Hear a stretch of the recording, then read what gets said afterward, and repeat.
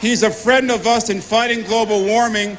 He knows that we're all one planet. It's not exchangeable. It's not disposable. He's the chairman of Earth Day 2000, Leonardo DiCaprio.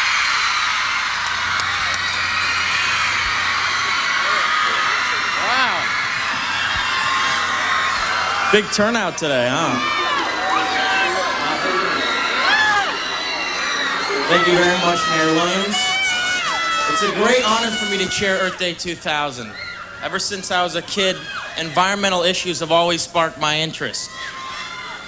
So let me start off by saying that the problem with doing a speech concerning our environment is that there's so much to say about so many issues. So let me first take a step back and tell a story that comes from my family. My grandfather, who lived in Germany, told me this story. It was about an industrialist who owned the coal mine that my grandfather worked for. Now, when the town demanded that the mine owner build a smokestack high enough to prevent smoke soot from overwhelming the town, he reluctantly agreed. When they began construction, though, he proclaimed that the stack should not be built too high, as it would be a sacrilege if anything was built higher than the town's church steeple. And of course, conveniently, that would save him money. Now, eventually, he lived to regret that decision.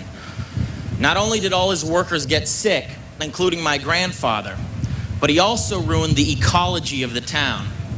That short-sighted industrialist only took into account the monetary cost, and eventually, he had to pay a much higher price, the hidden environmental cost. Now, since that time, problems have compounded. According to scientists throughout the world, we are now on a downward slope. Our fresh water and oceans are being polluted. Soils are eroding. Rivers are running dry. Wetlands are disappearing. Fisheries are collapsing. Rangelands are deteriorating. Temperatures are rising. Coral reefs are dying. And not since a meteor hit the Earth 65 million years ago have so many species of plant and animals become extinct in such a short time. How did we let it get to this point? Quite simply, by making the same mistake as that industrialist did by building his short smokestacks.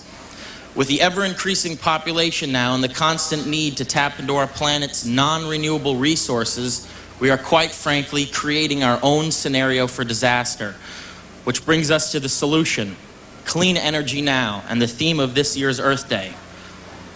Now, the problem is we're pumping too much carbon dioxide into the atmosphere, much faster than the land and the seas can absorb it. And the accumulating gas is trapping heat and upsetting the world's climate. Now, it only took 5 to 9 degrees to pull us out of the last ice age. 5 to 9 degrees. A couple of degrees difference in today's temperatures may not seem like much, but again, 5 to 9 degrees is all that separates our planet from catastrophic change. And we must break this cycle, and it must be a clean break. The industrialists or my grandfather probably could have never envisioned a time where we'd be able to produce energy without smokestacks or pollution. But today, we have technologies that allow us to use renewable fuel sources.